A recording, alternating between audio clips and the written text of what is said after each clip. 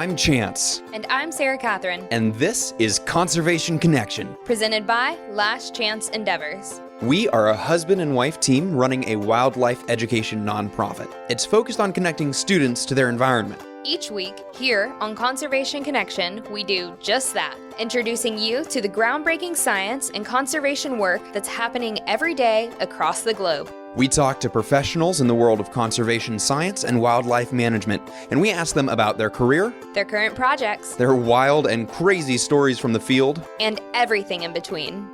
This episode is a collaboration with EarthX here in Dallas, Texas. EarthX is the largest Earth Day celebration in the world, and it brings in speakers from every corner of the environmental arena. Listen in to hear the stories of today's environmental titans, covering everything from environmental law, ocean health, renewable energy, clean transportation, and so much more. Let's get to the show. Today, we have an awesome episode for you guys. We have a powerhouse, a full panel of people here who are working in the virtual reality film world. I'm going to let you guys introduce yourselves because I don't want to do that much talking. So let's start over here.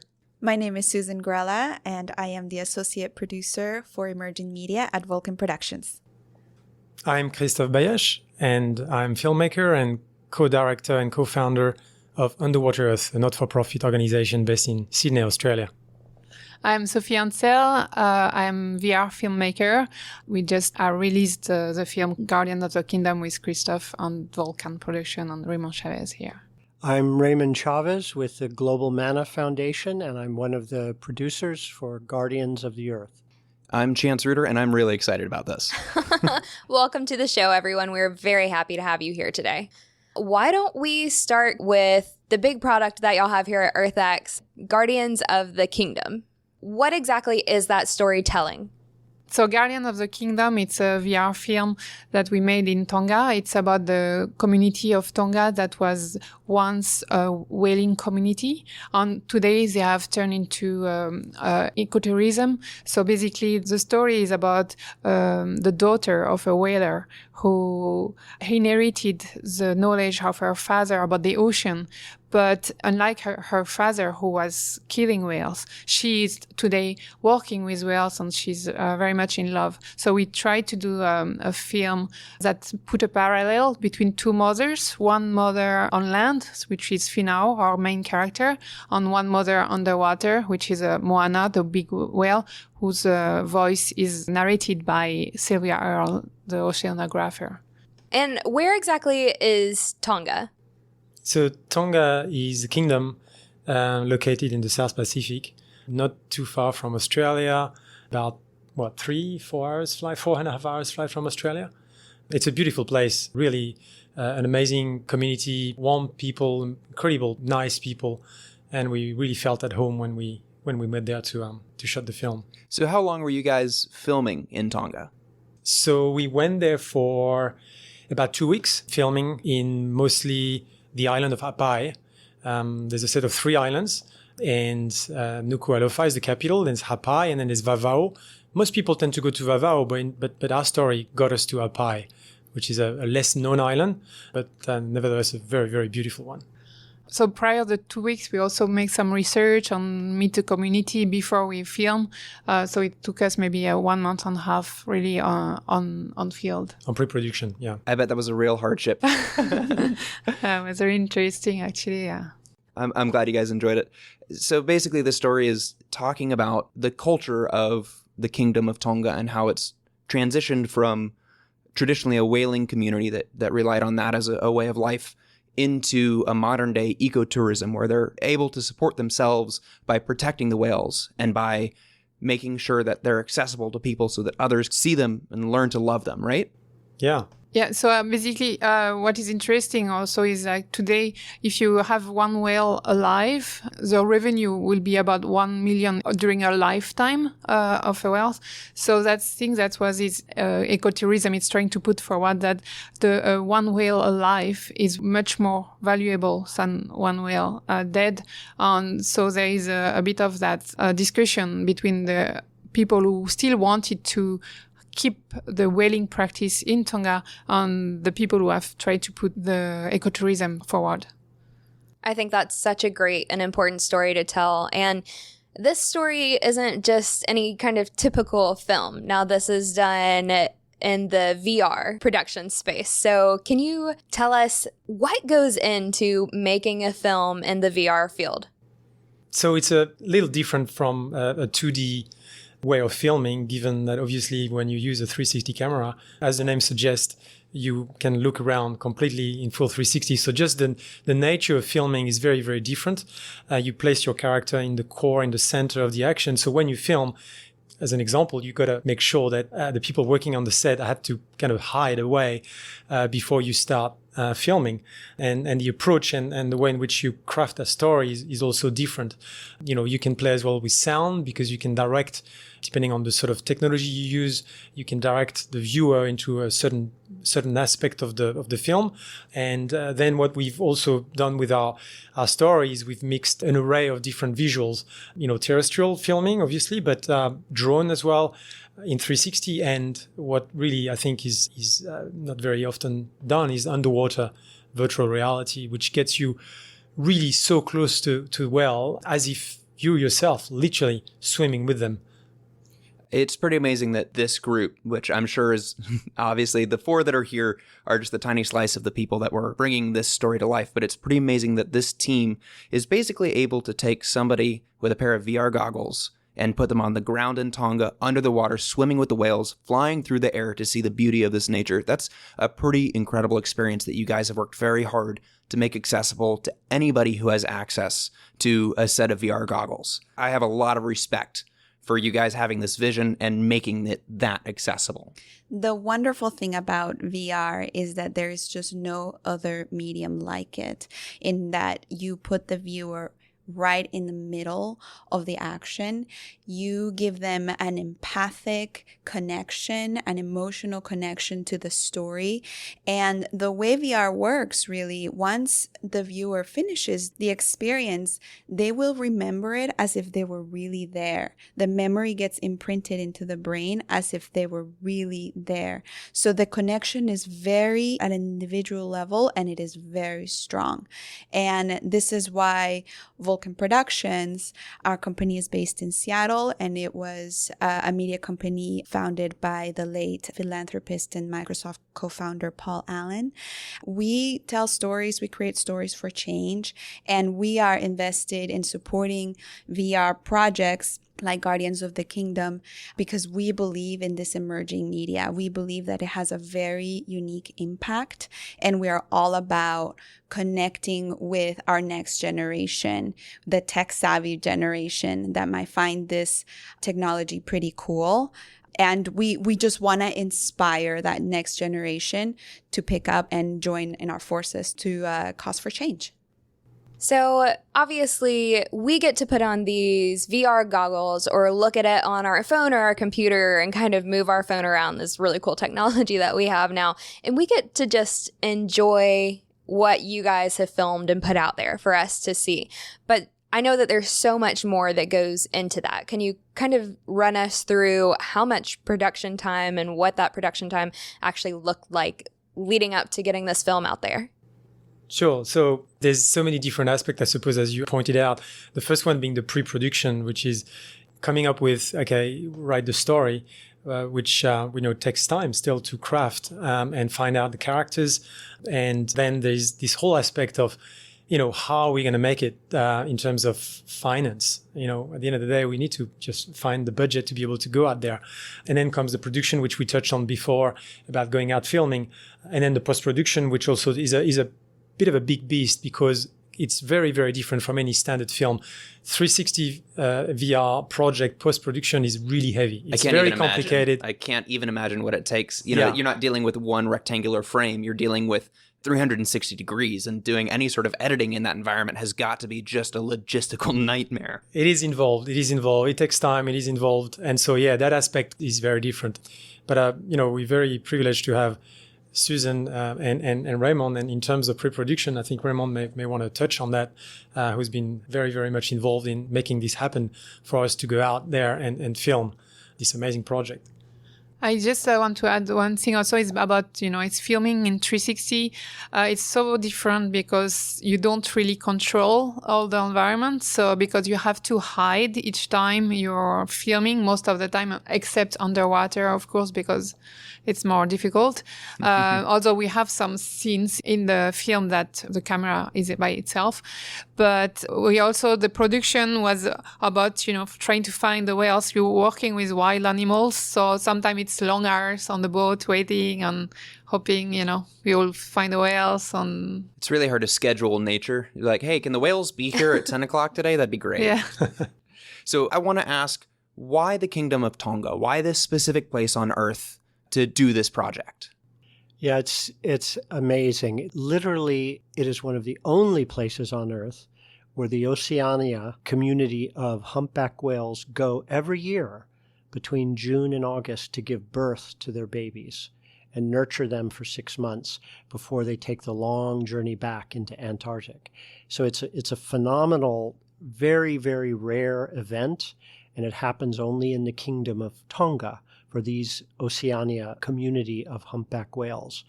And it is the Kingdom of Tonga for a good reason, because they have a king and a queen, a hereditary king and queen. And anything that happens in Tonga has to, of course, have the blessing of the king and queen. So we were very fortunate to have the support of the royal family, the king and the queen, and also, most importantly, the local communities. And that's really, I think, for Sophie and Christophe, the inspiration of the story was, we were talking about humpback whales. It's the only place on Earth, and this is one of the first times ever, and there are very few first evers in natural history filmmaking anymore, where you can say, but it is the first time humpback whales with their babies in the beautiful blue clear waters of Tonga was ever filmed in VR in 360. So there's a lot of firsts to it, but it is a kingdom, and for both the whales and the people, and one of the only places on Earth where you can witness this. So that's why we chose it. Yeah. Well, yeah, it seems like the only place to do it.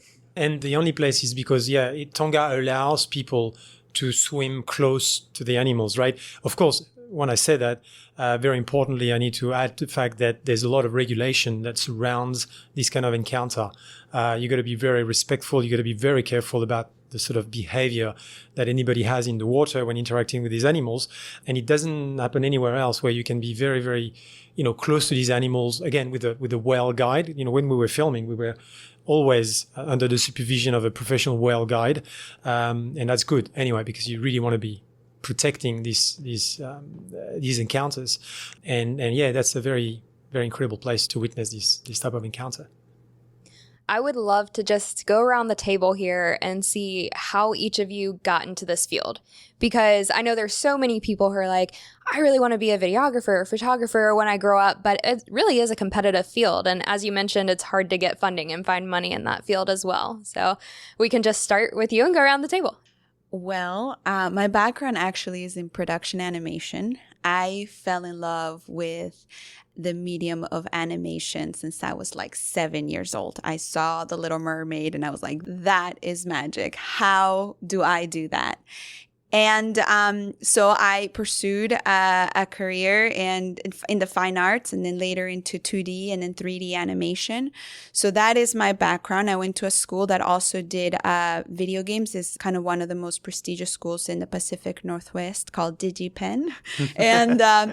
And that's where most of the really great technologists and engineers study to make the biggest video games in the world. And so having that background of gaming and filmmaking kind of gave me a leg into augmented reality, then filmmaking here with Vulcan Productions and documentary, because I was kind of one of the few that understood the medium of animation. And then when about 2 years ago, when the opportunity came up to do some work in virtual reality and emergent media 360 storytelling, I was ready to do it. And so I totally understand the post-production part of it and how the talent and the people that are doing this is very specific. It's a very small pool. And we're just very lucky to have these wonderful filmmakers, accomplished divers, and photographers bring these stories to us. Awesome. How about you? So actually, before getting into this passion, really, I pursued a career in corporate. So, believe it or not, I was a management consultant for a few years, Wow. and then with an MBA and that sort of stuff. And then eventually I had a sea change, literally, and decided to drop everything and, started back into working in a bakery to make ends meet, and then pick up a camera and starting to film. So it was really just, coming at it from a real deep passion and a calling in a way, right? A bit of a life purpose to accomplish that, and wanting to kind of get into underwater filmmaking. And the way we started was with a bunch of friends. We thought about an idea of trying to reveal the ocean to the world and to the masses in different ways. That was about 10, 12 years ago. And we simply thought, well, how about we take Google Map underwater? And that's how we started. So we came up with the idea, which, in hindsight sounds like so obvious, but back then it wasn't. And then we literally invented a camera. Invented myself as a, engineer, which I'm not, but a photographer. And then, bring all these pieces together, build this amazing camera system that's called the SV2, which I developed with a couple of other guys. And then off we went. And long story short, but we got a lot of different partners that were interested in the project. And we started to reveal the ocean virtually and build these virtual dives so that people could go and explore the ocean for themselves without getting wet. And with that came outreach, education, and all sorts of things. I love that. We're going to circle back around to that because I have many more things to talk to you about with that. And what about you, Sophie? So I lived for a long time in Southeast Asia, so between Malaysia, Thailand, and Burma. I've been working as a freelance journalist, so I was kind of playing with different mediums on trying to tell stories. I was very involved, in environment and as well as human trafficking and everything what's happening there. And I was trying to find different ways, how to tell stories. So I worked with books and with graphic novels and film. And I kind of find more and more like creating intimate stories is also very important, just to touch people's heart. So that's kind of like my focus was, create intimate stories. And when the medium of VR came along, and I met Christophe, so in Australia, and I follow him on a few expeditions underwater. So I was getting really interested. The opportunity came with Oculus, who had VR for Good program to create a film that will talk about the overfishing and the different good stories, hope stories from Mexico. So I started to work on this film called Out of the Blue. I found the VR being a really great medium to create intimate stories and connect the people to the nature more easily. And I think that's what the nature and the wildlife needs today is to get more space into people's attention so that, we can start to feel, what can we do for the nature? And we need people's attention, and VR can bring that. Yeah. And I absolutely love that. And I think in some of our previous emails, you had mentioned the phrase stories of impact. And I love that phrase. I think that's great. And that really is what you guys are doing. And it kind of goes back to what, Susan, you were saying about how VR affects people in a completely different way. You feel like you're there. And so it's that intimate storytelling that you were talking about, that this technology is a whole new way to connect someone the way that a 2D film can't. Because when you're experiencing 2D film, you see the screen in the movie theater. But when you're experiencing VR, you're there. You're in the middle of the ocean. You're right next to Moana, the whale. And that's a really, really impactful way to get someone connected to what's going on out in nature. I love that. Yeah. And then Raymond, why don't you tell us your background? Yeah, I've been making documentary films for over 30 years, so I'm the old man of the sea with this young crowd here.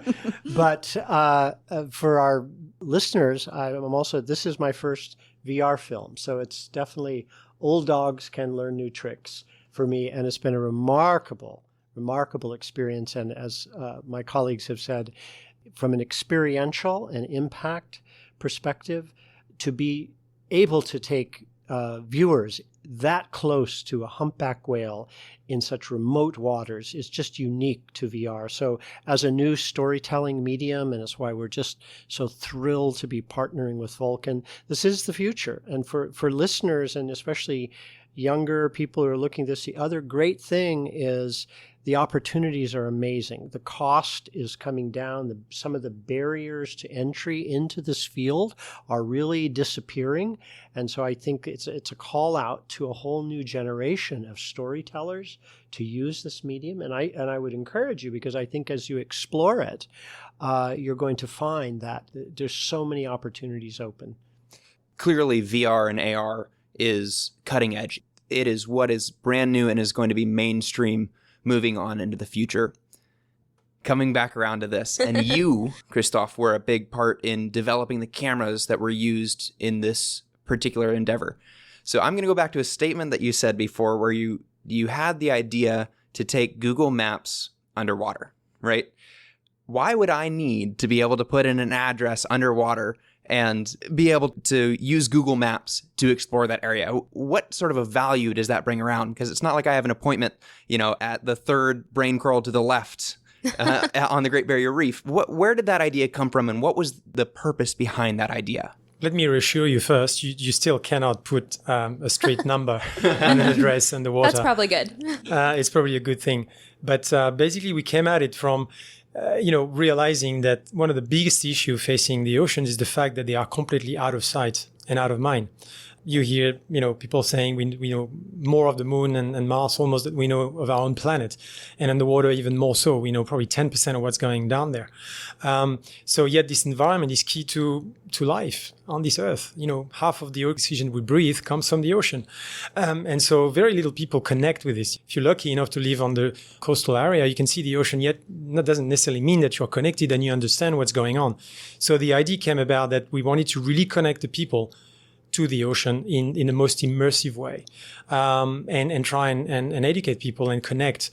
And because, that's the first step into protecting something that you love, but you can't love something you don't see. So it's kind of how it came about. And so putting people into this environment the same way you are going from A to B on Google Map, well, you are virtually diving your way into a certain area of the ocean, brings you there without moving from the comfort of your own home. And you can be immersed into an environment that otherwise you wouldn't know anything about.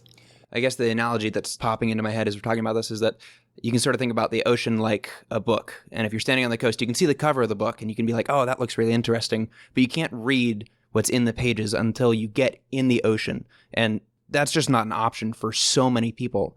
And so a film like Guardians of the Kingdom that gets people underwater and experiencing it, or the Google Maps project that allows you to take a virtual scuba dive from wherever you may be, that is like giving someone the opportunity to read a chapter out of the book and get a real sense, a personal connection to what's going on there. And you're absolutely right. That is the first step in getting somebody to protect the ocean, because if they don't know what's happening, why would they care? Yeah. Absolutely. And just one thing to add to that is that the stats tells us that 99.9% of the population have never dived and may never will. So, that's another thing. I mean, how can you bring these people wherever they live, whether it's in the middle of China or wherever, right? Close to this environment that are key to this planet. Absolutely. And legislators as well. I think that they are a key component to protecting our oceans. And if they don't have access to see what's at stake, then we have a problem. So how beautiful is it that we live in a world today where we can bring these experiences to them, who have power of legislation to protect the oceans, to vote on behalf of conservation. Very important and very much aligned with our mission. Yeah, and I think it's also like the VR, Guardian of the Kingdom, our objective also was, to bring a story from a mother and a calf that they are living in the ocean. They are directly impacted by us. So like having people to see those animals, those inhabitants of the ocean. You can think about where your plastic goes. Today is going in the ocean, and it affects those animals very much. On the shipping that goes from one place to another, pressure because we need to, ship anything from another country to another country. So it really has an impact on the animals. So I think it's by creating some kind of link between the people and the animals, and create some kind of emotion to the animals, or some empathy, that will probably help to create a call to action for the people to make a change in their consumption, in their daily life thing. And this is why I think a big, and I think this, I'll hand over to Susan, but one of the very, very big component of this project, Guardians of the Kingdom, is what we're going to do with the film. One thing is to watch the film and get immersed into it, and certainly trigger curiosity and foster understanding. But then after that, there is the aspect of impact. How do we take that further? And, we are going to be working closely with everybody in the project, and specifically Susan and her team at Vulcans to create an impact campaign and a distribution sort of campaign that's going to make sure that this film reaches as far and wide as possible and has a real impact. One thing that I wanted to add, that is a personal love of mine for this project, is that while the story is an intimate relationship between two mothers, it also highlights the importance of when governments make a good decision. And this is not a call to the people, right? This story is not like the people of Tonga got together and then they pushed for legislation. No, this is like the king of Tonga decided in the 1978 that the whales were disappearing from his nursery, and he was going to take legislative action to protect these creatures. And that alone is a huge stance, a huge example for other nations to be first, to take action and protect their waters, protect their forests, protect their fauna and flora. And so that's why I also love this story. Yeah, because if he didn't take that measure in 1978, the whale will be completely extinct. So they were at the brink of extinction at that time. So that decision was completely crucial. I mean, if you can imagine today a world without whale, that's I don't want to. Yeah, that's what will happen. Yeah, absolutely. Yeah, it would be devastating. To further that point, to imagine at that time, when most of the industrialized countries were still slaughtering whales, the courage it took for the king and queen of Tonga and the people of Tonga to declare they were going to stop killing whales.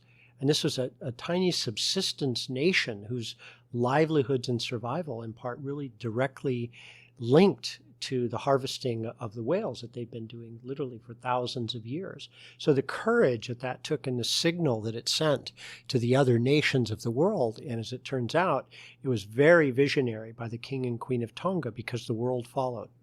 Yeah, decades ahead of their time. Yeah, and I think to end on a note of, I know you guys said that you were looking at your impact campaign and how to get this out there, but for now, if we have people listening, students or teachers, anyone who wants to see this film or experience this film, is there somewhere that they could access it? Yeah, so we are launching the film literally tomorrow at EarthX, and we're really excited about the opportunity to do so. The team at EarthX is really incredible and have been extremely supportive. We've got a nice, setup there. In fact, including some beautiful imagery from acclaimed photographers from around the world that have agreed to sort of print their photos. And so we've got a little bit of a nice setup there.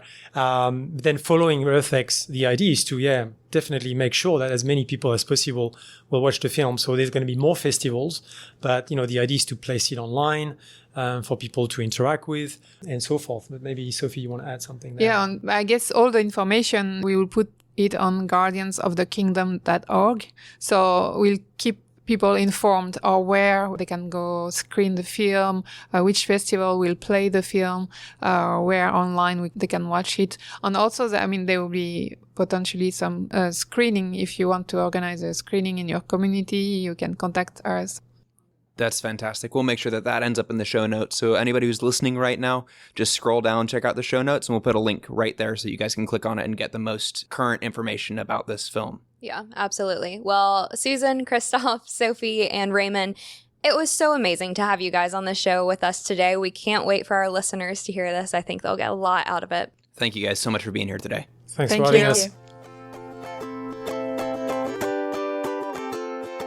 Thanks for listening to this episode of Conservation Connection. If you enjoyed our podcast, go ahead and subscribe to make sure you catch every episode that we post. We would love to hear from you. So, if you want to reach out, go to our website, lastchanceendeavors.com/contact, and shoot us an email. We love questions from our listeners, so if you heard something that you want to know more about, be sure to let us know. We'll post bonus content that addresses your questions and gives you a little more information. A big thanks to EarthX for hosting us, and a big thanks to you for listening. Don't forget to tune in next week.